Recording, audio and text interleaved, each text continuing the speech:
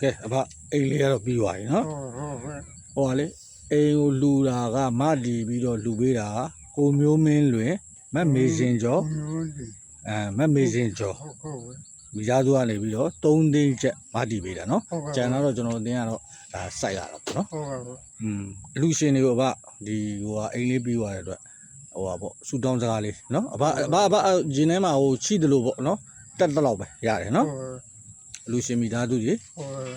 ဘူးပြောပါ ဟုတ်ကဲ့ပါဟုတ်ကဲ့ ကျန်ပါစေနောက်တော့သူကပါပူပြောပါကျန်ပါစေဗျာသူဗျာဒီကပြန်တော့ကောင်းစားပြော လေးဖြတ်ထားတော့ကောင်းကောင်းစကားပြောမှာမကောင်းနော်ဟုတ်အဘဟုတ်ကဲ့အလူရှင်မိသားစုအားလုံးကျမ်းမာပါစေချမ်းသာပါစေနော်ဟုတ်ကဲ့ပါ ကျန်ပါဗျာ